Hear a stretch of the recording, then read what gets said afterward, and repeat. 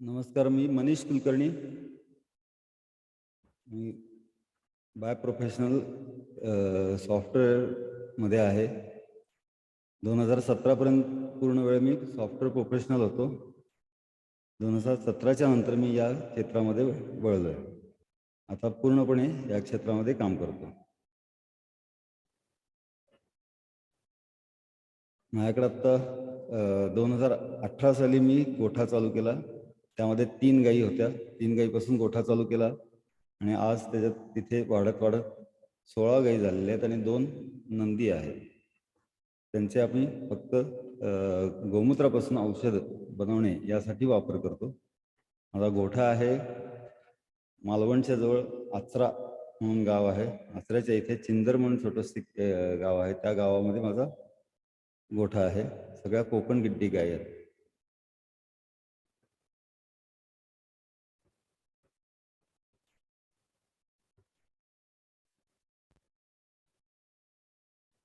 तर मित्रांनो, सध्याची परिस्थिती अशी आहे की आपण जर जवळपास बघितलं तर आपल्या जवळजवळ प्रत्येक घरामध्ये 1 किंवा 2 लोकांना काही शारीरिक व्याधी आहेत. उदाहरणार्थ डायबिटीस असेल किंवा ब्लड प्रेशर असेल, काहींना किडनीचा त्रास आहे, काहींना हार्टचा त्रास आहे, कोणाला व्हेरिकोज व्हेन्स आहे, वाताचा काही जणांना त्रास आहे. असे बरेच काही वेगवेगळे आजार आता आपल्याला दिसतात समाजामध्ये. त्याला कारणं पण भरपूर आहेत, बरीच असतात. त्याप्रमाणे उपाय पण आहेत. आपण थोडंसं कारणं काय काय असू शकतात त्यातली मुख्य कारणं 2-4 आपण जाणून घेऊया. मुख्य एक आहे ते म्हणजे आपल्या खाण्यापिण्याच्या जे काही सवयी आहेत, खाण्यापिण्याच्या जे काही पद्धती आहेत, ह्या पूर्वीपेक्षा आता बदलल्या आहेत. त्यामुळं काही प्रमाणात रोग किंवा त्रास चालू झालेले आहेत. दुसरं एक मुख्य शहरांमध्ये जास्त प्रॉब्लेम आहे तो म्हणजे प्रदूषणाचा. त्यामुळे आपल्याला श्वसनाच्या रिलेटेड बरेचसे प्रॉब्लेम दिसत आहेत सगळ्यांमध्ये. शहरांमध्ये जास्त प्रदूषण असतं, खेडेगावांमध्ये त्या मानाने कमी असतं. तिसरी गोष्ट म्हणजे काही बाजारात जे काही आपण खाद्य विकत घेतो, गहू, तांदूळ किंवा कडधान्य असतील काही, ह्या सगळे बरेचसे हे युरिया किंवा रासायनिक खतं किंवा औषधं वापरून तयार केलेले अशा गोष्टी आपल्याला मिळतात. नॅचरल गोष्टी सध्या तरी फार थोड्या प्रमाणात मिळत असतात. तर हे एक कारण आहे. दुसरं कारण म्हणजे आपण व्यवस्थित झोप घेत नाही वेळेवर. रात्री उशिरा झोपतो, सकाळी लवकर उठतो वगैरे अशा काही आपल्या रोजच्या सवयी आहेत, दैनंदिन सवयी आहेत. तर या सवयींचा पण फरक पडत असतो. अशी बरीच कारणं आहेत. तर त्याच्यावर आता उपाय काय काय आहेत? तर आपल्याकडं भारतीय ज्या पद्धती आहेत त्याच्यामध्ये आयुर्वेद आहे, होमिओपॅथी आहे, नॅचरोपॅथी आहे, अशा बऱ्याच काही काही आपल्या भारतीय पद्धती आहेत, उपचार पद्धती. तसेच एक पंचगव्य पद्धती आहे. पंचगव्य पद्धती हा आयुर्वेदाचाच एक भाग आहे. त्यामुळं गेले 5 ते 6,000 वर्षापासून ही आपली पद्धती आपल्या भारतामध्ये वापरली जाते. आता मागच्या एक 100-150 वर्षापूर्वी ज्यावेळेला इंग्रज आले आपल्या इथे, तेव्हापासून साधारण त्यांनी ह्या भारतीय सर्व पद्धती ह्या हळूहळू कमी कशा होतील यासाठी प्रयत्न केले. आजही तेच प्रयत्न चालू आहेत. इंग्रज जरी गेले तरी अजून लोकांना तेवढं अवेअरनेस नाही आहे की आता ह्या बंद करायला पाहिजेत. आजही सगळ्या इंग्रजांचे रूल्स चालू आहेत, सगळं चालू आहे. तर ते कुठेतरी आता बदलायचं आहे. यासाठी आपण काहीतरी आपल्या समाजातर्फेच काहीतरी चळवळ केली पाहिजे. प्रत्येक गोष्ट गव्हर्नमेंटच्या वर विसंबून आपण राहता कामा नये. आता त्यातलं एक उदाहरण असं आहे की आपल्या इथं चायनीज प्रोडक्ट पूर्वी भयंकर दिसायचे. अगदी खेळणी असायचे. 26 जानेवारी, 15 ऑगस्टचा झेंडासुद्धा चायनामधनं यायचा. बारीक बारीक झेंडे जे रस्त्यावर दिसायचे ते सुद्धा चायनामधनं यायचे. छोटी छोटी खेळणी यायची, घड्याळ यायची, मोबाईल यायचे. आज मार्केटमध्ये त्यातलं फार कमी प्रमाणात दिसायला लागले. त्याचं कारण काय असावं? गव्हर्नमेंटने तर कुठेही बॅन केलेलं नाही, तरी पण ते दिसत नाही आहे. त्याचं कारण आहे की आपण सगळ्यांनी मिळून जनतेने ठरवलं की आता चायनीज प्रोडक्ट विकत घ्यायचं नाही आहे किंवा कमी करायचं. जिथे पर्याय नाही तिथे आपण घेतोच आहे. पण जिथे पर्याय आहे भारतीय किंवा इतर गोष्टी घ्यायच्या, त्यासाठी आपण आपण भारतीय गोष्टी घ्यायला चालू केलं. त्यानंतर लोकांनी, दुकानदारांनी ठेवायचं बंद केलं. आज आता तुम्हाला जरी पाहिजे असेल एखादा चायनीज मोबाईल तरी तुम्हाला शोधावा लागतो. त्याचं कारण ते आहे की आपण सगळ्यांनी मिळून ती चळवळ हातात घेतली आणि ती पुढे नेल्यामुळं चायनीज प्रोडक्ट तर बरेचसे मार्केटमधनं गायब झालेले आहेत. तसंच आपण ह्या पद्धतीसुद्धा गव्हर्नमेंट काही करू शकणार नाही आहे. गव्हर्नमेंट जसं चायनाला बॅन करू शकत नाही, तसं कुठलंही गव्हर्नमेंट असू दे, आजचं गव्हर्नमेंट असू दे, पूर्वीचं असू दे, उद्याचं गव्हर्नमेंट असू दे, ते ह्या गोष्टी नाही करू शकणार. ह्या सगळ्या गोष्टी ह्या आपणच केल्या पाहिजेत. आपण सगळ्यांनी मिळून एक चळवळ हातात घेऊन आपणच जर त्या गोष्टी केल्या तर ते नक्की होणार आहे. तर ह्यामध्ये आपण ज्या उपचार पद्धती आहेत ह्या सुद्धा आपण भारतीय अडॉप्ट केल्या पाहिजेत. ज्या बाहेरच्या पद्धती आहेत त्या आत्ता सध्या चालू आहेत आणि त्यामुळे बरेचसे आपल्याला त्रास होत आहेत. भारतीय पद्धती ह्या इतके हजार वर्ष जर आपल्याला बरी करत होते तर आता ह्या पुढेही करू शकतात. ह्याचा ज्या वेळेला विश्वास मनामध्ये तयार होईल त्यावेळेला आपण भारतीय पद्धतीकडे वळू. याच्यामध्ये आता पंचगव्यावर आपण या वेबिनारमध्ये चर्चा करणार आहोत. पंचगव्य उपचार पद्धती ही आयुर्वेदाचा एक भाग आहे. पंचगव्य असं का म्हणतात की गाईपासून 5 तत्व मिळतात ती, आणि आपण जी अख्खी सृष्टी बनली आहे ही पंचतत्वांनी बनलेली आहे. ती तत्व ही साधारण सारखी आहे किंवा त्याचं कम्पॅरिझन करतात. जी सृष्टी बनली आहे पंचतत्वापासून ती कुठली कुठली तत्व आहेत तर जलतत्व, आकाश तत्व, तिसरं आहे अग्नितत्व, नंतर पृथ्वी तत्व आणि वायू तत्व. ह्या 5 तत्वातनं आपली अख्खी सृष्टी बनलेली आहे. प्रत्येक गोष्टीमध्ये हे 5ही तत्व आहेत. तर त्याच्याच रिलेटेड गाईमध्ये काय तत्व आहेत तर दूध आहे. दूध हे जलतत्व म्हणतात. गाईचं दूध हे जलतत्व. गाईचं त्या दुधाचं ताक करतो किंवा दही करतो त्याला आपण आकाश तत्व म्हणतो. आणि त्याचं जे तूप तयार करतो, लोण्यापासून तूप जे तयार करतो त्याला ते अग्नितत्व म्हणू शकतो. त्याचं गोमूत्र जे गाईचं असेल त्याला पृथ्वी तत्व ही उपमा दिलेली आहे. आणि गोमय किंवा आपण शेण म्हणतो तर शेणाला वायुतत्व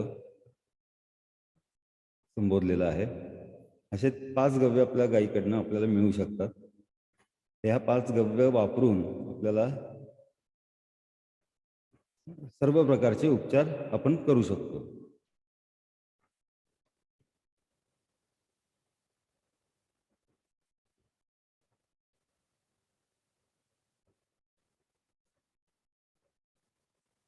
आता मुख्य जे काही आपल्याला आहारामध्ये बदल करायचा आहे त्या बाबतीत आपण थोडंसं चर्चा करूया की जे काही आपल्याला आता जे त्रास आहेत ते आहार आपला चुकीचा होतोय किंवा आहारामध्ये आपण काहीतरी चुकीचं करतोय यामुळे सुद्धा बरेचसे त्रास आपल्याला किंवा बरेचसे व्याधी आपल्याला जाणवतात सगळीकडे. त्यात काय आहे, पहिलं जे आहे ते मीठ आहे. आता मीठ आपण समुद्राचं मीठ वापरतो. फ्री फ्लो नमक वगैरे असे काही काही ॲडव्हर्टाईज करून आपल्या ते माती मारलं जातं. तर ते समुद्राचं मीठ हे खाण्यासाठी चांगलं नसतं. समुद्राच्या ऐवजी आपण खनिज मीठ खाल्लं पाहिजे. आता खनिज मीठ म्हणजे काय की खाणीमध्ये मिळणार आहे, म्हणजे ते कोणी तयार केलेलं नाही आहे, ते नॅचरली तयार झालेलं आहे, नैसर्गिकरित्या तयार झालेलं आहे. तर तसे मीठ आपण खाल्लं तर आपल्याला शरीराला अतिशय चांगलं असतं. त्यामध्ये कुठले आहेत तर एक सेंधव मीठ आहे, एक काळं मीठ म्हणतात. तर सेंधव मीठला वगैरे काही जण सेंधलोण म्हणतात, काही काळ्या मिठाला पादेलोण म्हणतात. वेगवेगळी नावं आहेत, प्रत्येक क्षेत्रानुसार वेगवेगळी त्या मिठांना नावं आहेत. पण आपण हे बघायचं की ते मीठ कुठलं आहे तर खनिज असलं पाहिजे. कुठल्याही कंपनीचं असू दे, कुठूनही येऊ दे, पण ते खनिज असलं पाहिजे. ते ह्याचं नसावं, समुद्राच्या पाण्यापासून बनवलेलं नसावं. त्यातून बरेचसे त्रास होत आहेत आपल्याला. दुसरा भाग म्हणजे तेल. जे आपण घरामध्ये तेल वापरतो रोज स्वयंपाक करण्यासाठी, तर ते तेल असतं ते रिफाईंड असतं किंवा डबल रिफाईंड असतं. आजकाल सगळं जे पिशवीमध्ये मिळतं तर हे रिफाईंड म्हणजे काय असतं तर 400 ते 600 डिग्री 800 डिग्रीला ते गरम करतात तेल काढल्यानंतर बियांपासून, आणि ते पुन्हा गार करतात. तर ते डबल रिफाईन म्हणजे हे प्रोसेस 2 वेळेला करतात. तर ह्या गोष्टीमुळं काय होतं, की तेल ज्यावेळेला आपण बियांपासून काढलं जातं, त्यानंतर आपण एकदा गरम केलं आणि त्यानंतर गार झालं, की त्यानंतर ते खाण्यासाठी चांगलं नसतं. मग आपल्याला त्यातनं मग फॅट्स जास्त तेल खाल्लं की आपल्याला फॅट्स तयार होतात किंवा कोलेस्ट्रॉल तयार होतं. ह्या ज्या समस्या तयार होत आहेत हल्ली हार्टच्या, किंवा लोक स्थूल बनत आहेत, ह्या दृष्टीनं ज्या काही समस्या तयार होतात, हे त्याचं मूळ आहे हे तेल आहे. तर ते तेल कुठलं खाल्लं पाहिजे? तर लाकडी घाण्याचं. पूर्वी आपल्या इथं लाकडी घाणे होते, काही लाकडी घाणं आपल्या महाराष्ट्रात होते. आता बोटावर मोजण्यास एवढे आहेत. तरी आता या मागच्या 1-2 वर्षामध्ये बरेचसे वाढत चाललेत लाकडी घाणे. बऱ्याचशा ठिकाणी दिसतात. तर ते लाकडी घाण्याचं तेल खाणं हे आपल्याला सर्वात जास्त महत्त्वाचं आहे. लाकडी घाण्यामध्ये काय होतं, की ज्यावेळेला आपण बिया टाकतो घाण्यामध्ये आणि ते घाणा फिरतो, त्यावेळेला बिया प्रेस होऊन त्यातनं ऑइल बाहेर येतं, तेल बाहेर येतं. तर त्यावेळेला जी ऊर्जा तयार होते, ही ऊर्जा त्यातून लाकडामध्ये शोषली जाते. त्यामुळे तेल बाहेर येताना गरम नसतं, थोडंसं कोमट असतं. बाकीच्या कुठल्याही पद्धतीमध्ये हे तेल ज्यावेळेला बाहेर येतं त्यावेळेला ते प्रचंड गरम असतं. आपण हात त्यात घालू शकत नाही, इतकं गरम असतं ते. 70-80 डिग्रीच्या पुढं गेलेलं असतं. मग ते तेवढं जर गरम झालं आणि त्यानंतर ते गार होतं, मग आपल्याकडे येणार. त्यानंतर आपण ते खाल्लं की आपल्याला त्रास होतो. ते लाकडी घाण्याचं तसं होत नाही. लाकडी घाण्यातनं तुम्हाला थोडंसं कोमट असतं तेल. ते आपल्या पर्यंत पोहोचलं की त्यानंतर आपण वापरताना गरम एकदा करू शकतो. आज आपण भजी तळली किंवा काही तळण केलं त्यात, तर उद्या पुन्हा ते वापरायचं नसतं. आजच एकदा गरम झालं की त्यानंतर पुन्हा गार झाल्यावर पुन्हा वापरायचं नाही. गरम असतानाच जे काही तळून काय ज्यातले पदार्थ असतील ते आपण खाऊ शकतो. ते सर्वात तब्येतीला चांगले असतात. आता तिसरी गोष्ट जी आहे ती म्हणजे दूध आहे. आता सगळीकडे जे दुकानांमध्ये पिशव्यांमध्ये दूध मिळतं, ते एकतर म्हशीचं असतं किंवा जर्सी गाईचं असतं, किंवा आपण त्याला संकरित गाई म्हणूया. संकरित गाईचं मॅक्सिमम दूध लोक घेतात. तर संकरित गाईमध्ये गाईचे दूध दूध हे A1 प्रकारचं असतं. बाकी आपल्या भारतामध्ये जे काही प्राण्यांचं आपण दूध वापरतो, जसं शेळी आहे किंवा म्हैस आहे किंवा राजस्थान वगैरे त्या साईडला उंटाचं वापरतात. अशा ज्या काही गोष्टी आपण अशा काही प्राण्यांचं आपण जे काही दूध वापरतो, ते A2 प्रकारचं असतं. तर त्याच्यामध्ये आपल्या देशी गाईचं सुद्धा A2 प्रकारचं दूध आहे. पण A2 ह्या प्रकारामधली जेवढी दुधं आहेत, त्यामध्ये सर्वात चांगलं कुठलं, तर देशी गाईचं दूध असतं. आणि देशी गाईच्या दुधाने आपल्याला दूध असेल, तूप असेल, काही दही असेल, ताक असेल, ह्या गोष्टी आपण जर गरजेपेक्षा थोड्या जास्त खाल्ल्या तरी त्या ड्रेन होऊन जातात. कुठेतरी आपले जे काही जेवढं आपल्याला शरीराला गरज आहे तेवढ्या त्या वापरल्या जातात आणि उरलेल्या त्या ड्रेन होऊन जातात. बाकीच्या प्रकारच्या दुधांमध्ये हा थोडासा प्रॉब्लेम आहे की ते साठून राहतात, मग जास्त जर तुम्ही खाल्लं तर. त्यामुळे देशी गाईचं दूध खाणं फार महत्त्वाचं आहे. तर A1 आणि A2 मध्ये फरक काय आहे? जर्सी गाईचं पूर्णपणे टाळलं पाहिजे. जे संकरित गाईचं दूध आहे हे पूर्णपणे बंद करायला पाहिजे, टाळलं पाहिजे. कारण त्याच्यामध्ये जो काही BCM7 नावाचा प्रॉब्लेम आहे. ते इंटरनेटवर जाऊन आपण या बाबतीत नंतर डिटेल चर्चा करू शकेल. आत्ता आपल्याकडे तेवढा वेळ नाही आहे. तर आपण फक्त लिहून घ्या BCM7 असं इंटरनेटवर सर्च केल्यानंतर तुम्हाला A1 आणि A2 मधला फरक कळेल. मग A1 हे किती चांगलं आहे का वाईट आहे, A2 किती चांगलं वाईट आहे, हे तुम्हाला त्यातनं व्यवस्थित अभ्यास करता येईल. आपण ते A1 दूध हे पूर्णपणे टाळलं पाहिजे. कधी त्याचे पदार्थ बाहेर जे काही चीज मिळतात किंवा पिझ्झा जे काही पिझ्झा सेंटर्स असतात, तिथे सगळं जे काही चीज वापरतात हे पूर्णपणे A1 टाईपच्या दुधापासून बनवलं जातं. त्यामुळे तशा गोष्टी आपल्याला बाहेरच्या टाळल्या पाहिजेत. आणि A2 दुधातून जे काही बनलं असेल ते खाणं सर्वात चांगलं. आणि एक मुख्य आहारातला एक आपला मेन प्रॉब्लेम म्हणजे काय, तर आपण जे काही बाजारातनं गहू तांदूळ जे काही कडधान्य विकत आणतो ते बरेचसे शेतकरी हे संकरित बियाणं वापरतात. आता संकरित बियाणं हे जर आपण लावलं, ते उगवलं, त्यानंतर त्याचे काही गहू तयार झाले, तर ते गहू बी म्हणून पुन्हा वापरता येत नाहीत. ते पुढच्या वर्षी जर बी म्हणून वापरले तर ते उगवत नाही. हे संकरित बियाणामध्ये उगवण क्षमता नसते. पुनर्निर्मिती त्याला करता येत नाही. तर ते आपण पहिल्यापासून जर खाल्लं, तर आजकालच्या ज्या तरुण पिढीमध्ये मुलं न होणे लवकर, ह्या जी समस्या आहे, त्याचं मूळ हे त्यामध्ये आहे. की जर ते आपण खातोय तेच जर पुनर्निर्मिती करू शकत नाहीये, तर आपल्याला माणसाला ते खाऊन पुनर्निर्मिती करणं खूप अवघड व्हायला लागतं. तर हा सर्वात मोठा एक प्रॉब्लेम आहे. आता ह्या सगळ्या गोष्टी आपण जरी कंट्रोल केल्या, तर जे काही प्रॉब्लेम्स तयार झालेले आहेत, जे काही त्रास आता चालू झालेले आहेत, ते भले करोनाच्या काळामध्ये तर भयंकर लोकांना त्रास चालू झाले. वेगवेगळे वेगवेगळे त्याचे साईड इफेक्ट्स आलेले आहेत. औषधांचे असतील किंवा त्या विषाणूमुळं असतील. पण जे काही त्रास चालू झालेत, तर ते जर आपल्याला रिव्हर्सल करायचे असतील, ते त्रास जर आपल्याला कमी करायचे असतील, तर त्यासाठी आपल्याला गायीची मदत घ्यायला लागणार आहे. तर गायीच्या याच्यामध्ये पंचगव्यामध्ये आपण काय काय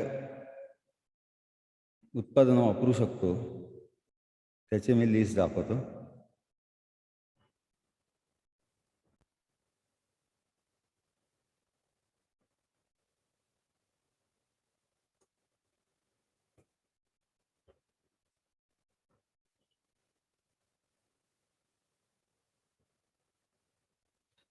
गाईच्या गोमूत्रापासून आपण अर्क तयार करतो आणि घनवटी म्हणून त्याच्या गोळ्या तयार करतो. तर ह्या वेगवेगळ्या प्रकारच्या असतात. त्या गोमूत्रामध्ये आपण पूर्ण आयुर्वेदिक जडीबुटीचा मदत घेतो. आयुर्वेदाची पूर्ण मदत घेतलेली असते अर्क काढताना. त्या गोमूत्राचा अर्क काढताना ज्या जडीबुटी वेगवेगळ्या टाकलेल्या असतात, त्याचा उपयोग काय काय करता येतो. वेगवेगळ्या गोमूत्राप्रमाणे, वेगवेगळ्या अर्काप्रमाणे वेगवेगळे उपयोग आहेत.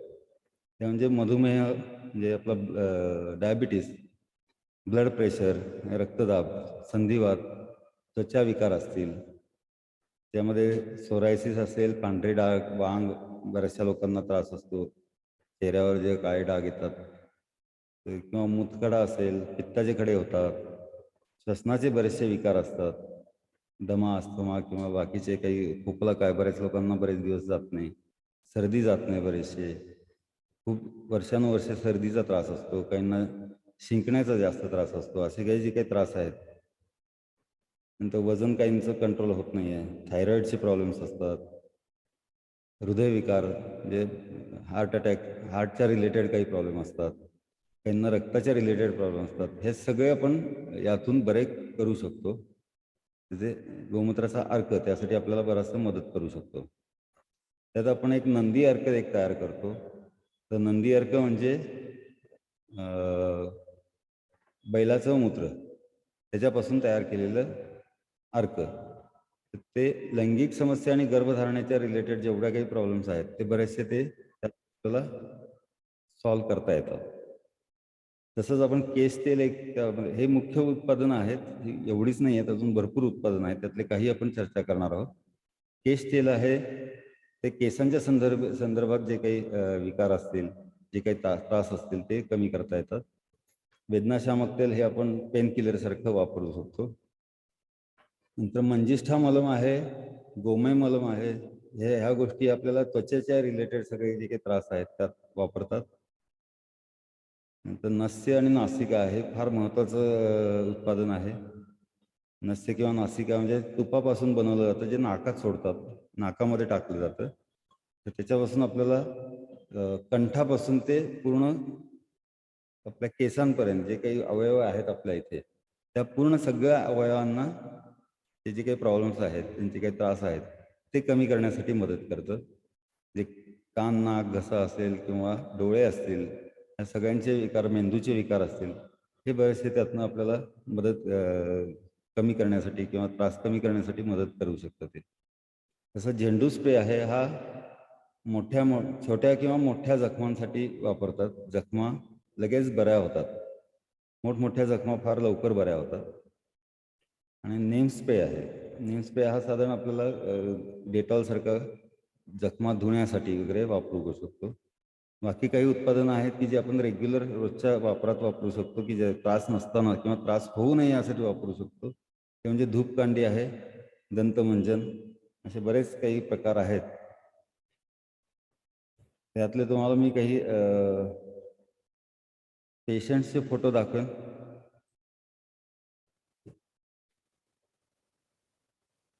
हे बेडसोर्सचा पहिला फोटो आहे. बेडसोर्स म्हणजे ज्या रुग्णांना बरेच दिवस झोपून राहावं लागतं, उठता येत नाही, अशा लोकांना झोपून झोपून जे काही जखमा होतात त्या लवकर बऱ्या होत नाहीत. त्या आपण झेंडू स्प्रेनी बरा करू शकतो. काही लोकांना दुसरा फोटो आहे तो चिखल्यांचा आहे. पायाला घाम येत असतो, काही लोकांना भयंकर घाम येत असतो पायाला. पावसाळ्यात काही लोकांना चिखल्या होतात, चिखलात वगैरे जास्त काम केल्याने. तसं ते उन्हाळ्यात सुद्धा इतर वेळेला सुद्धा त्यांना 12 महिने चिखल्या होत असतात. अशा लोकांवर सुद्धा उपचार चांगले होतात झेंडू स्प्रे वगैरे अशा गोष्टींनी, पंचगव्यातल्या उत्पादनांनी. आणि तिसरा फोटो हा एका डायबिटीस पेशंटचा आहे, की बारीकसा खिळा लागला होता, त्याचं रूपांतर नंतर एवढ्या मोठ्या जखमेमध्ये झालं, ते सुद्धा आपण बरी करू शकलो. असे काही डाग येतात अंगावर, काही इन्फेक्शन होतात, त्यामुळे पुरळ वगैरे येतं. ह्या गोष्टी सुद्धा आपल्याला वेगवेगळ्या उत्पादनं वापरून, मलम वापरून किंवा काही अर्क वापरून आपल्याला हे सगळे घालवता येतात. आता हे अगदी लहान मुलं म्हणजे जन्मल्यापासून दुसऱ्या दिवसापासून आपण ही गव्य वापरू शकतो ते मरेपर्यंत, अगदी मात्रा वस्तू. पण कुठल्याही लोकांना आपण जी ही गव्य जी आहे त्याच्यापासून जे काही आपण उत्पादनं बनवतो ती सगळी वापरता येतात. लहान मुलांसाठी वेगळी आणि मोठ्यांसाठी वेगळी असं काही त्यामध्ये नसतं. कीप अवे फ्रॉम चिल्ड्रेन किंवा लहान मुलांपासून लांब ठेवा, अशा काही गोष्टी याच्यामध्ये नसतात, कारण याचा साईड इफेक्ट्स काही नसतो. आणि सर्व गव्य ही आपले खाण्यालायक आहेत, इटेबल आहेत. आपण दूध पिऊ शकतो, ताक खाऊ शकतो, गोमूत्र पिऊ शकतो, तूप खाऊ शकतो, तसं शेण पण काही प्रमाणात आपण खाऊ शकतो, त्याचा कधी त्रास होत नाही. ह्या सगळ्या गव्यांपासून आणि आयुर्वेदाची वनस्पती असतात की ज्या आपण खाऊ शकतो कुठल्याही. त्या अशा वनस्पती वापरून आणि या गोष्टी वापरून जे औषधं तयार केलेली असतात किंवा जी उत्पादनं तयार केलेली असतात ती कुठल्याही लहान मुलांना त्रास देत नाही. त्यांनी चाटली, घशात गेली, त्यांच्या खाल्ली थोडीशी, तरी त्यांनी त्याचा त्रास होत नाही कोणाला. त्यामुळे त्याचा साईड इफेक्ट्स काही नसतात. त्यामुळं इथे कुठे लिहावं काही कुठलंही वॉर्निंग किंवा त्याची हे लिहिलेलं नसते किंवा काय करायचं. लहान मुलांपासून वेगळं ठेवा किंवा हे फक्त लहान मुलांसाठी, हे मोठ्या लोकांसाठी आहे, लहान मुलांना देऊ नका, असं काही त्याच्यावर लिहावं लागत नाही. हे सगळी उत्पादनं ही ते तेवढी सेफ असतात. आता बाकीचे जे आपल्या रेग्युलर वापरामध्ये काही गोष्टी आपण शेणाच्या बनवू शकतो. तर त्यासाठी काही साचे असतात. अशा बऱ्याच गोष्टी आहेत, त्यातले काही यातले साचे मी तुम्हाला दाखवतो. हे थोडेसे साचे आहेत. धूपकांडी किंवा पंटी बनवायचा एक साचा आहे, काही स्टँड बनवायचा साचा आहे. हे गणपती बनवायचे साचे आहेत. मागच्या वर्षी आम्ही असे गणपती बनवून लोकांना दिले होते. आणि जे रंग वापरले ते सुद्धा सगळे नॅचरल आहेत. पांढरा दिसतो तो चुना आहे, तशा प्रकारचे सगळे आपण रंग वापरून, पाण्याचा चुना, अशा गोष्टी आपण वापरल्या आणि ते गणपती तयार केले होते. ते गणपतीचं वैशिष्ट्य काय, की हा पूर्ण शेण आणि इटेबल जे काही गोष्टी आहेत, डिंक असेल किंवा बाकी काही गोष्टी आहेत की काही खाद्याचं पीठ वापरलेलं असतं त्यामध्ये बाइंडिंगसाठी, अशा गोष्टी वापरल्यामुळं ह्या कुठे पर्यावरणाला घातक नाही आहे. ह्याचं विसर्जन जर करायचं असेल तर आपण एखाद्या बादलीमध्ये विसर्जन करू शकतो. ते एका दिवसामध्ये त्याचं पूर्णपणे विरघळून जातात पाण्यामध्ये आणि ते जे स्लरी तयार होईल, ते जे घट्ट पाणी तयार होईल, ते पाणी आपण सगळ्या कुंड्यांना देऊ शकतो. त्याचं कालांतराने हे चांगलं खत तयार होतं. म्हणजे कुठल्याही पर्यावरणाला धोका होत नाही, उलट त्याचा पर्यावरणाला त्याचा फायदा होऊ शकतो. अशा दृष्टीनं आपण बरेचसे प्रोडक्ट बनवलेले आहेत. आता धूपकांड्या, गवऱ्या आहेत छोट्या छोट्या, त्या अग्निहोत्रासाठी छोट्या लागतात, ते तुकडे करून टाकण्याच्या ऐवजी आपण छोट्या छोट्या बनवतो. आणि दूधचा स्टँड एक आहे. तसंच दिवाळीसाठी पणत्या सुद्धा त्यातनं बनवता येतात. काही साबण सुद्धा बनतात. शॅम्पू, साबण वगैरे असे बरेच त्यामध्ये उत्पादनं आहेत, जे आपण शेण, गोमूत्र किंवा आणि बाकीचे काही आयुर्वेदिक गोष्टी, सुवासासाठी आपण काही आयुर्वेदिक गोष्टी वापरतो.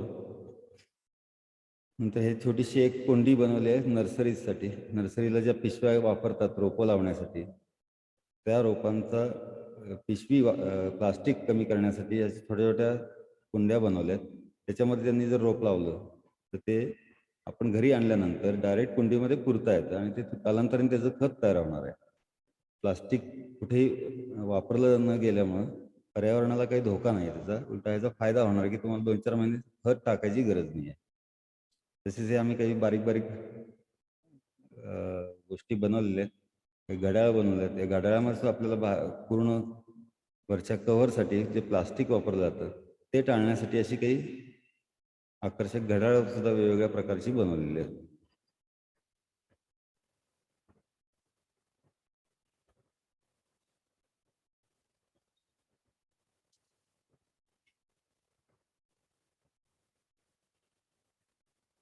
आता ह्या एवढं सगळं चांगलं आहे,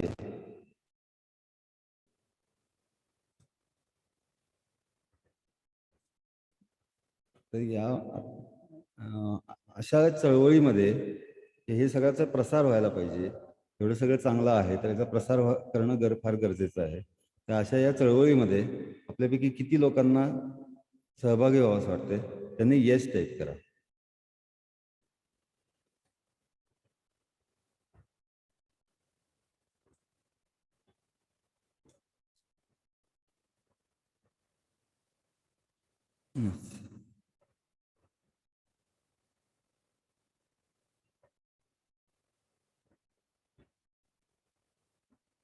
तर मित्रांनो, आपली आपली गावांची नावं किंवा तालुक्यांची नावं आपण जर टाईप केली तर त्यातनं लक्षात येईल की कोण कोण कुठून कुठून आलेलं आहे. तर तेवढे आपले गावाची नावं किंवा तालुक्याची नावं, जिल्ह्याची नावं असं काही टाईप करता आलं तर तेवढं टाईप करा प्रत्येकाने.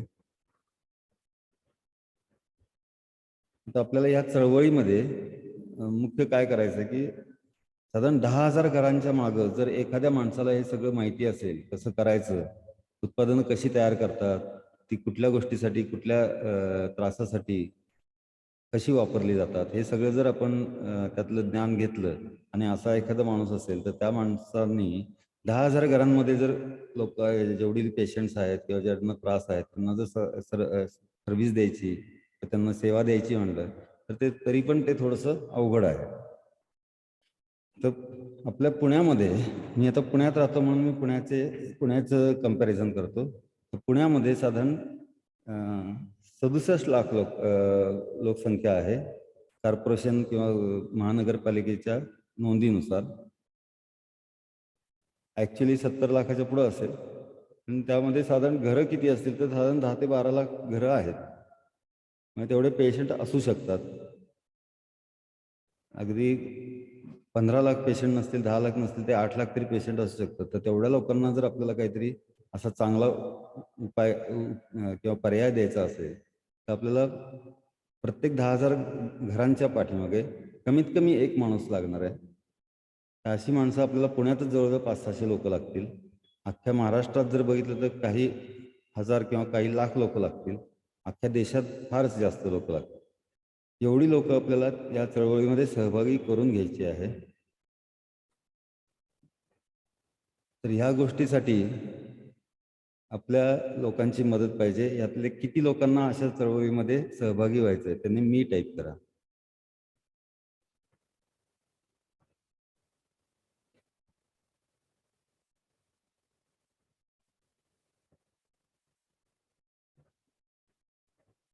गुड.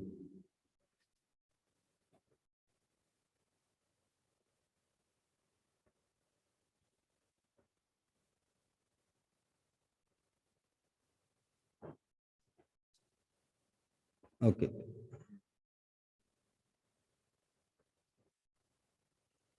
आता आपण यासाठी 2 कार्यशाळा तयार केलेल्या आहेत. आज संध्याकाळी 6 ते 8 म्हणजे सोमवार, आज सोमवार, मंगळवार, बुधवार 3 दिवस एक कार्यशाळा चालेल, रोज 2 तास, संध्याकाळी 6 ते 8. आणि गुरुवार, शुक्रवार, शनिवार ही दुसरी कार्यशाळा चालेल, टायमिंग सेम आहे, संध्याकाळी 6 ते 8. ह्या 2 कार्यशाळा करायची गरजच काय, की पहिली जी कार्यशाळा आहे ही या लोकांना मदत करायचं असेल तर त्यामध्ये आपल्याला लोकांचं चिकित्सा केली पाहिजे. लोकांना नक्की काय प्रॉब्लेम आहे, बाह्य जे काही इफेक्ट दिसतात, बाह्य म्हणजे चेहऱ्यावर किंवा इतर स्किनवर जे काही फरक दिसतात, त्याच्यावरून आपल्याला ओळखायचं कसं की या माणसाला नक्की काय प्रॉब्लेम आहे.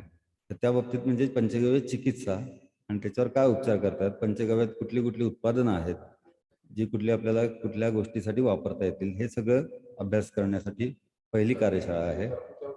आणि दुसरी जी कार्यशाळा आहे ही अशी उत्पादनं काही एक जण बनवू शकणार नाही, इतक्या मोठ्या प्रमाणात लागणार आहेत. तर त्यासाठी ज्यांच्याकडे गायी आहेत किंवा ज्यांना गायी घेता येणार आहेत, सांभाळता येणार आहेत, अशा लोकांसाठी आपण दुसरी कार्यशाळा चालू केली आहे.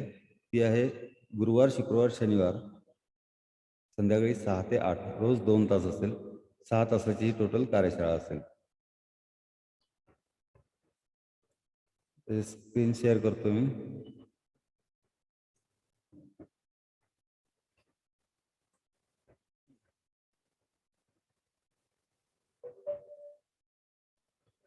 या पहिल्या कार्यशाळेत तुम्हाला सगळे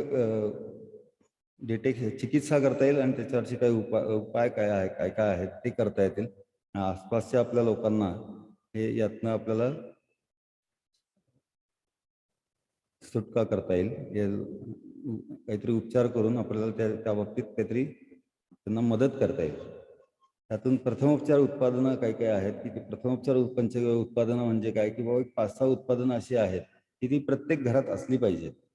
जसं ते झेंडू स्प्रे आहे किंवा नीम स्प्रे आहे. जखमा कधीही होऊ शकतात, कधीही काही लागू शकतं, तर तशा गोष्टी पाहिजेत. किंवा नस्य जे म्हणलं किंवा नासिका म्हणलं, जे तुपापासून तयार केलं जातं, ती गोष्ट कायम प्रत्येकाच्या घरी तर असलं पाहिजे. जर समजा एक साधं उदाहरण आहे, की समजा एखाद्या माणसाला पॅरालिसिसचा अटॅक आला, त्या अटॅक आल्या आल्या लगेच जर आपण त्याचा वापर केला तर तो 2-4 वेळेला वापर केल्यानंतर एक अर्ध्या तासामध्ये माणूस हा नॉर्मल होऊ शकतो. थोडासा वेळ गेला तर त्यानंतर तेवढा वेळ लागतो रिकवर व्हायला. पण इमिजिएट जर आपण वापर केला तर जे काही अटॅकमुळे जे काही डॅमेज होणार असतात, काही आपले अवयव, काहींचे हात पाय लुळे पडतात, काहींना बोलता येत नाही, काहींचं तोंडामध्ये सगळे सेन्सेस जातात. अशा जे काही पुढच्या जे काही त्रास आहेत किंवा पुढचे जे काही डॅमेज होणार आहेत इंद्रिय, ते आपण वाचवू शकतो लगेच. तर त्यासाठी अशी काही उत्पादनं आहेत की जी आपल्याला कायम घरी असली पाहिजेत. अशा बाबतीत आपण एक चर्चा करू. तिसऱ्या भागामध्ये आपण त्यातलं काही बनवू शकतो का? काही गोष्टी अशा आहेत की आपण एखादी गोशाळा असेल किंवा एखाद्याकडे गाय असेल, जवळपास कोणाकडे गाय असेल, तर त्याची काही गव्य आपण घरी आणून त्याच्यावर प्रोसेस करून आपण काही औषधं बनवू शकतो आणि ती अशी लोकांना देऊ शकतो, वापरू शकतो आणि लोकांना आपण त्याची मदत करू शकतो. अशी ही पहिली कार्यशाळा आहे. दुसरी कार्यशाळा ही गायी सांभाळणाऱ्यांसाठी आहे. त्यांचा गोठा कसा असला पाहिजे, त्यांची गव्य साठवण्यासाठी किंवा गव्य आपल्याला पुढे औषध करण्यासाठी वापरायची आहेत, तर ती कशी गोळा केली पाहिजेत, गायी कशा ठेवल्या पाहिजेत, गोठा कसा असला पाहिजे, हे सगळं पहिल्या भागामध्ये असेल. दुसऱ्या भागामध्ये ते सगळी उत्पादनं बनवतात कशी, त्यासाठी कुठल्या कुठल्या गोष्टी लागतात, ह्या बाबतीत सगळी चर्चा होईल. आणि तिसरा भाग जो आहे तो मुख्य म्हणजे ती उत्पादनं आपण एकदा बनवली तर ती ज्या पहिल्या भागामध्ये लोक शिकलेली आहेत किंवा जे तशी लोक आहेत सेवा देणारी, त्या लोकांपर्यंत आपण कशी पोचवू शकतो, यासाठी तिसरा भाग आहे. ही दुसरी कार्यशाळा आहे. तर मित्रांनो, अशा चांगल्या कामामध्ये आपल्यापैकी किती जणांना सहभागी व्हावंसं वाटतंय? त्याच्या दोन्ही कार्यशाळेचं मूल्य आहे, गोसेवा निधी आहे 499 रुपये फक्त. अशा किती जणांना आपल्याला यात सहभागी व्हावंसं वाटतंय? त्यांनी मी टाईप करा.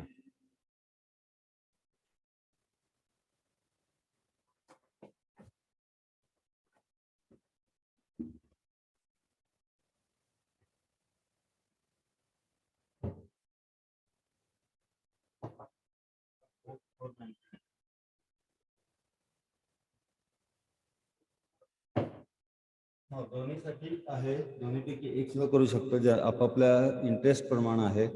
दोन्ही ह्याच्यात इंटरेस्ट असेल तर चांगलीच गोष्ट आहे. एखादा प्रसार पण करतोय आणि बनवू पण शकतोय तर चांगली गोष्ट आहे. आपल्याला पहिला मुख्य उद्देश आहे की याचा प्रसार होणं, पैसे कमवणं हा उद्देश नाहीये. पण फुकट काहीतरी द्यायचं म्हणलं की लोक सिरियसली घेत नाहीत आणि ते व्यवस्थित करत नाहीत. म्हणून एक अगदी छोटंसं मूल्य ठेवलेलं आहे 499 रुपये. पण ज्यांना इंटरेस्ट आहे त्यांच्यासाठी काही फरक पडत नाही. आपण दर महिन्याला किंवा दर 15 दिवसाला या सगळ्या सभासदांच्या मीटिंग घेत असतो. तर त्या मीटिंगमध्ये एकमेकाचे सगळ्यांचे अनुभव शेअर करायचे असतात. कोणाला काही प्रॉब्लेम्स असतील तर ते शेअर करायचे. कोणी काही मदत करू शकते का, आपापल्या एरियातली जी लोक आहेत त्या एरियातली कोणाला गरज आहे उत्पादनांची, त्यांना आपण पोचवू शकतोय का, या दृष्टीनं आपण मीटिंग घेत असतो. या दृष्टीनं आपण हे सभासद मूल्य समजूया आपण. एकदा सभासद झाल्यानंतर तुम्हाला काही कोर्सेस पण पूर्ण डॉक्युमेंटेशन सगळं मिळणार आहे. ते मी तुम्हाला दाखवतो.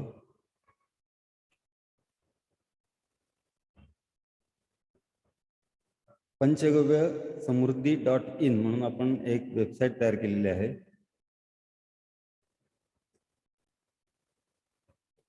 इथे मी टाकतो पंचगव्य समृद्धी.in.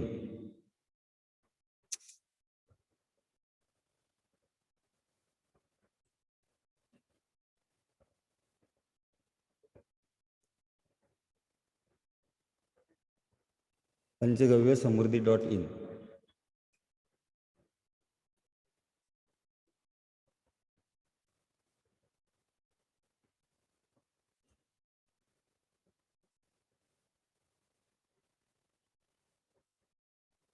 इथे जे काही सभासद होतील त्या लोकांना आपण एक लॉगिन आय डी देऊ आणि पासवर्ड देऊ.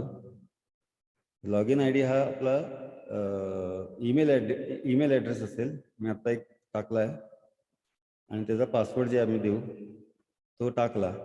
त्यानंतर लॉग इन केल्यानंतर तुम्हाला हा पूर्ण कोर्स त्यामध्ये दिसेल. त्यामध्ये आपल्याला जे काही कोर्समध्ये शिकवलं जाणार आहे त्याचं सगळं डॉक्युमेंटेशन आहे.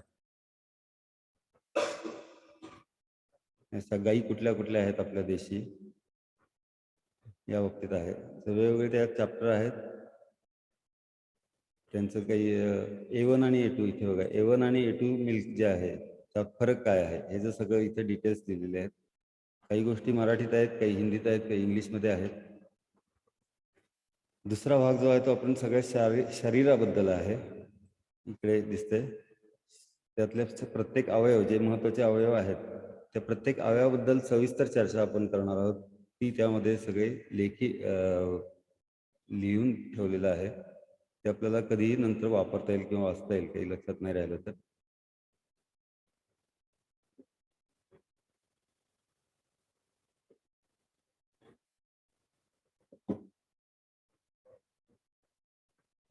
आणि तिसरा भाग आहे म्हणजे पंचगव्याची उत्पादनं कशी तयार करतात, कुठली कुठली असतात. त्यामध्ये अजून एक हे केलेलं आहे की नाडी विज्ञान आणि नाभी विज्ञान. नाडी परीक्षा एक असते, नाभी परीक्षा एक असते. या दोन गोष्टी आयुर्वेदाच्या दृष्टीनं किंवा आपल्या पंचगव्याच्या दृष्टीनं अतिशय महत्त्वाच्या आहेत. यातून आपल्याला बरेचसे रोग हे तिथेच लगेच कळतात की काय नक्की त्याची सुरुवात कुठून झालेली आहे. कुठल्याही रोगाची सुरुवात जर बघायचं तर ह्या दोन गोष्टी फार महत्त्वाच्या आहेत. ती सुरुवात जर आपण थांबवली तर ऑटोमॅटिक पुढचे प्रॉब्लेम्स जे असतात ते ऑटोमॅटिक क्लिअर होतात. काहीतरी स्किनवर डाग आलाय म्हणून स्किनला मलम लावण्यापेक्षा ते स्किनवर डाग का आलाय हे जर आपण लक्षात आलं आपल्या, तर आपण त्या इंद्रियावर जर उपचार केले तर ऑटोमॅटिक स्किनचे डाग निघून जातात किंवा केस गळतात. तर केसांवर उपचार करण्यापेक्षा आपण केस गळण्यासाठी काय कारणीभूत आहे तर ती किडनी आहे किंवा त्या किडनीसाठी आपण काही उपचार जर केले तर ऑटोमॅटिक केस गळायचे थांबतात, पांढरे व्हायचे थांबतात, अवेळी जे पांढरे होतात अशा गोष्टी आपल्याला त्यात टाळता येतात. ह्या दृष्टीनं आपण हे सगळं चर्चा करणार आहोत.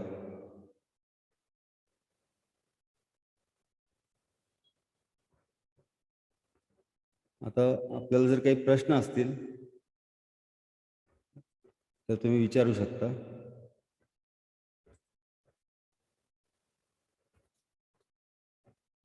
त्या सभासद ज्या लोकांना सभासद व्हायचं आहे किंवा ज्यांना जॉईन व्हायचं आहे त्यांनी मी माझा नंबर देतो. हा माझा फोन नंबर आहे 9881110450. या नंबरवर जीपे, फोनपे किंवा पेटीएम करायचं आहे 499 रुपये. खाली जर यापैकी काही नसेल, बँक ट्रान्सफर करता येत असेल तर बँकेचं नाव, त्याचा अकाउंट नंबर आणि IFSC कोड दिलेला आहे. हा जर पाहिजे असेल तर स्क्रीनशॉट काढून घ्या. आज संध्याकाळी पहिली बॅच चालू होते पहिल्या भागाची. त्या अगोदर आपल्याला हे स्क्रीनशॉट मला या नंबरवर पाठवायचे, जे पे केलेलं आहे त्याचा स्क्रीनशॉट आणि आपलं नाव आणि ईमेल ID. ईमेल ID फार महत्त्वाचा आहे, कारण मगाशी बघितल्याप्रमाणे आपल्याला जर ते कोर्सेसचे सगळे डॉक्युमेंटेशन पाहिजे असेल तर ते आपल्याला ईमेल ID शिवाय मिळणार नाही. ईमेल ID वरून आपण ते युजर नेम तयार करणार आहोत. तर त्या ईमेल ID आपले टाकून, पासवर्ड टाकून आपण ते ॲक्सेस करू शकतो. प्रत्येकाने फक्त पैसे पाठवल्याचा स्क्रीनशॉट नाही पाठवायचा, त्याच्यावर नाव आणि ईमेल ID पण पाठवायचा.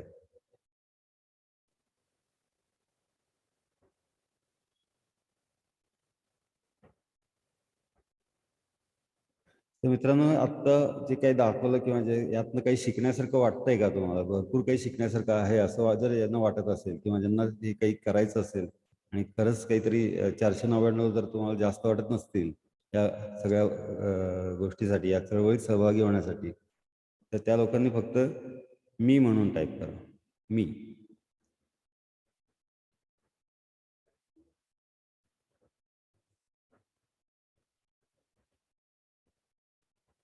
आणि काही प्रश्न असतील तर एक पुढचे 5-10 मिनिटात विचारता येतील. काही प्रश्न असतील तर आपण टाईप करा त्यामध्ये. आपल्या इथे चॅट आहे, चॅटमध्ये टाईप करता येतील.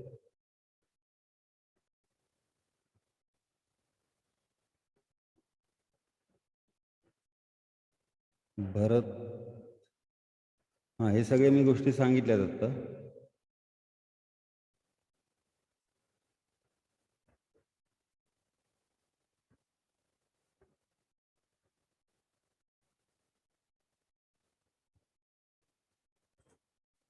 आज संध्याकाळी 5 वाजेपर्यंत तुम्ही पैसे ट्रान्सफर करू शकता. तर आपण 6 वाजताच्या कोर्समध्ये आपण ॲडमिशन देऊ त्यांना. नाहीतर मग पुढच्या आठवड्यात जावं लागेल. या आठवड्यात ज्यांना वेळ आहे, ज्यांना करायची इच्छा आहे, त्यांनी संध्याकाळी 5च्या आतमध्ये या नंबरवर तेवढे पैसे ट्रान्सफर झाल्याचं स्क्रीनशॉट पाठवून मला व्हॉट्सॲप करायचं आहे. त्याबरोबर तुमचं नाव आणि ईमेल ID. ईमेल ID विसरू नका, नावही विसरू नका, त्याबरोबर पाठवायचं. अजून काही प्रश्न आहेत का कोणाला? अजून 2 मिनिटं आहेत आपल्याकडे.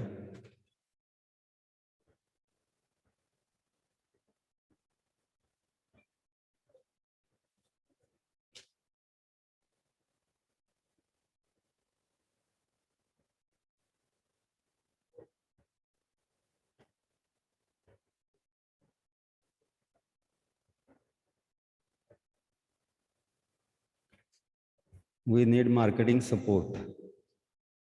त्यासाठीच आपण ही चळवळ चालू करतोय की आपण दोन्ही प्रकारची लोक जी तयार करतोय. आपल्याला ही कुठे दुकानं टाकायची नाही आहेत, मेडिकल शॉपसारखी, की कुठे ॲडव्हर्टाईज करायची नाही आहे, पण लोकांना आपल्याला ही अवेअरनेस तयार करायचं आहे. त्यासाठी आपल्याला लोक पाहिजेत ज्यांना स्वतःला माहिती आहे आणि मग ती 4 लोकांना सांगतील, जवळपासच्या आपल्या मित्रमैत्रिणींना सांगतील, नातेवाईकांना सांगतील आणि जवळपासच्या काही आपल्या एरियामध्ये लोकांना सांगतील पर्सनली. अशी लोक आपण तयार करतो. ते भाग 1 मध्ये तयार होतील आणि दुसऱ्या भागामध्ये तयार करणारी लोक आहेत, त्या दोघांचं आपण नेटवर्क तयार करणार आहोत. आणि काही संस्था अशा आहेत भारतामध्ये की त्या पूर्णपणे भारतभर असे नेटवर्क तयार करायला चालू केले त्यांनी. आज पुण्यामध्ये त्यांच्या दृष्टीनं जे काही 52 का 57 काहीतरी त्यांचे भाग त्यांनी तयार केलेले आहेत, त्यातल्या 38 भागांमध्ये त्यांनी तसे इंचार्ज नेमलेले आहेत, त्यांचे कार्यकर्ते नेमलेले आहेत. त्यापैकीच आपण एक कार्यकर्ता व्हायचं आहे. तर त्यामध्ये प्रत्येक प्रभागामध्ये दर 10,000 घरांमागं त्यांनी एक इंडिपेंडंट कार्यकर्ता नेमायचं चालू आहे आता. असं फक्त पुण्यात नाही चालू आहे, अख्खं भारतभर हे सगळ्या गोष्टी चालू आहेत. पुण्यातल्या गोष्टी मी तुम्हाला आकडेवारी तुम्हाला सांगू शकतो, कारण पुण्यातल्या मी त्या लोकांच्या मिटिंगला जातो त्या संस्थेच्या. तर त्यांच्या ह्या गोष्टी चालू आहेत. त्यांचं एक एक जण अपॉइंटमेंट करणं चाललेलं आहे. आता ही लोक का काम करतील तिथे? 10,000 घरांमध्ये ती लोक जातात, तिथे काही पर्सनली जाऊन लोकांना काहीतरी समजून सांगतात. त्या अगेन्स्ट आपण जे बनवणार आहेत त्या लोकांनी त्यांना 20 ते 25% मार्जिन द्यायचं आहे. जे बनवणार आहेत, ज्यांच्याकडे गोशाळा आहेत किंवा ज्यांच्याकडे गायी आहेत, ह्या लोकांनी ते प्रोडक्ट बनवायचे, ते त्यांच्या घरापर्यंत पोचवायचं आहे. आणि त्यानंतर ते पुढं ज्यांना गरज आहे त्यांच्यापर्यंत ते पोहोचवणार आहे. त्यासाठी त्यांना साधारण 20 ते 25% त्यांना आपण मार्जिन देणार आहोत. जे आपण बनवणारे लोक आहोत, प्रोड्युसर जे आहेत, त्यांनी तेवढं मार्जिन त्यांना द्यायचं आहे. असं सगळं सिस्टीम ते बसवत आहेत हळूहळू.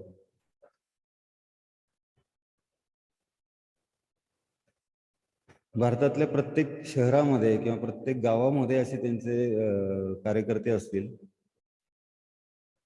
पण ते अवेअरनेस तयार करण्यासाठी आपल्याला अशा लोकांची गरज आहे की जे आत्ता पहिल्या भागामध्ये किंवा पहिल्या वर्गशाळेमध्ये तयार होतील. अशा लोकांनी अवेअरनेस तयार करायचा आहे, प्रसार करायचा आहे. त्यानंतर आपल्याला हे भरपूर काही मोठ्या प्रमाणात ही चळवळ पुढे जाऊ शकते. आपल्याला काही हजारो किंवा लाखो कार्यकर्ते लागणार आहेत. पुढच्या 1-1.5 वर्षामध्ये माझी तरी अशी इच्छा आहे की कमीत कमी एक 10,000 ते 15,000 लोकांना मी या गोष्टी सांगेन आणि तेवढी लोक तयार करेन. तेवढं कमीत कमी माझं टार्गेट आहे. आपल्याला लागणार आहेत काही लाख लोक. आता हीच लोक पुन्हा आणखीन पुढे काही लोकांना तयार करू शकतात. ही चळवळ हळूहळू पुढे जाणारच आहे. अगदी एका दिवसात काही किंवा 1 महिन्यात काही सगळं होणार नाहीये. त्याला काही काळ लागणारच आहे.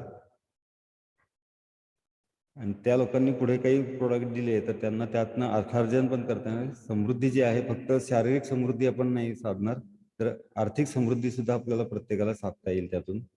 जे बनवणार आहेत त्यांनाही आहे आणि जे पुढे देणार आहेत, पुढे लोकांना उपचार करणार आहेत, मदत करणार आहेत, त्यांनाही त्यात काहीतरी आर्थिक फायदा नक्कीच होणार आहे.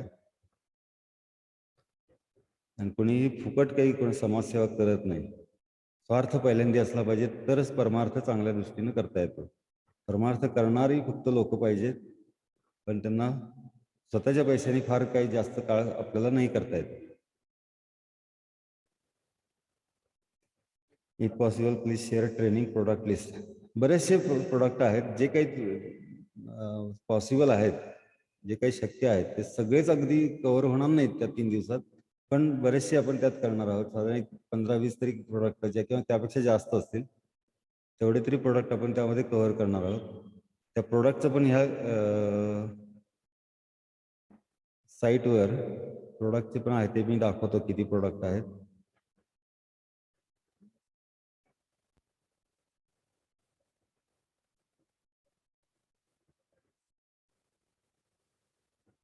साईट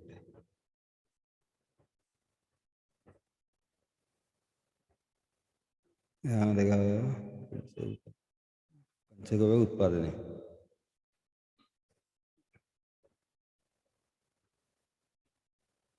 यात असे बरेचसे लिहून ठेवले आहेत, कुठले कुठले अर्क बनवू शकतो वेगवेगळे. इतके प्रकारचे अर्क आहेत. गोमूत्रापासून जे अर्क बनवतात त्यातच 20-19 प्रकार आहेत. त्यानंतर हे अमृतधारा आहे, गोमय भस्म आहे, धूपबत्त्या आपण बनवू शकतो. हे दिसतंय ना सगळ्यांना?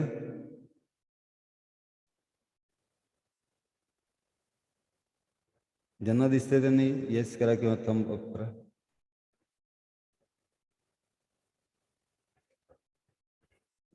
मंजिष्ठा मलम आहे, हे गोमय लेप आहे, साबण कसे बनवायचे, अर्जुन गुरुत्व आहे, असे बरेच प्रोडक्ट आहेत. हे सगळे याच्यामध्ये दिलेले आहेत.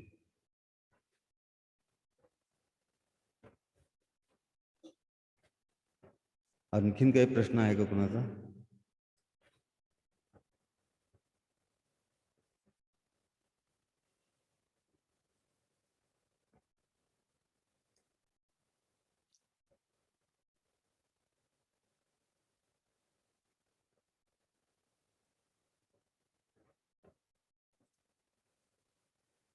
ठीक आहे मित्रांनो, आपण इथेच थांबूया.